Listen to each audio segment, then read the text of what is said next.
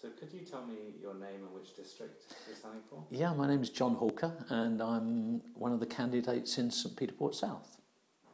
Thank you, John. First question, what is it that you most deeply and profoundly love? That's quite an easy one. Really, my wife and kids. It's easy. It's kind of almost a trite answer to say that, but they are what drive me. They're what get me out of bed. They're what keep me interested in life and love and the universe. I've got two teenage sons who are nightmares and trouble and all the things that teenage boys should be, and I've got the most forgiving and amazing and kind and bright and intelligent wife, and we make a good team. What are your deepest and most profound gifts, John? I struggle with that one. I was kind of brought up by parents who thought it was good to be modest, writing down your own profound gifts. I don't know. I've got some skills and talents and things over the years that I've had to learn, I suppose. Compassion and emotional intelligence and a degree of resilience myself. That's what keeps me going on a daily basis. What are your deepest and most profound responsibilities?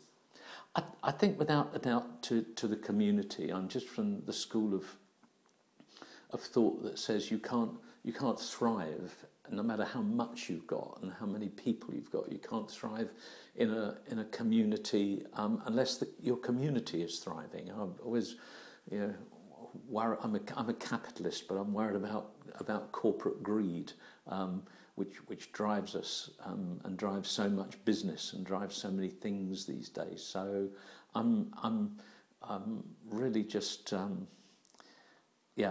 the community is the most important thing by far, and I just think helping people who need help in life, and that makes everybody's world better, doesn't it? And we know that. It's just getting out of the chair and doing it, really.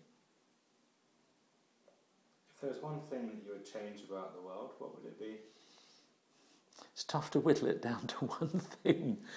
So many things. What would I change about the world? I think I'd get rid of political correctness. I'm driven mad by it. I'm driven mad by the fact that political correctness has sucked humour out of so many things and joy and wit out of so many things. There's a huge number of people out there who just spend their lives living in fear of offending anybody. I put something online recently and put up a remark about people from the Temple of the Perpetually Offended, which got quite a lot of laughs and quite a lot of likes as well. But the political correctness is one of the worst things that we've imported from somewhere else in the world, and we need to send it back. If there were no limits, what would you do? I guess I'd do what I do now. I don't have any time to waste. I don't know if I'm going to die this afternoon or next week or next year or in 50 years, but I just intend to use that time well. And if I wasn't doing what I wanted to do, limits or no limits, I just wouldn't be doing what I do now. So I think it's really, really important to forget what the limits are. There are no limits as far as I'm concerned. I'm just doing it and doing it to the best of my ability. Finally, what does the greatest place to live on earth mean to you?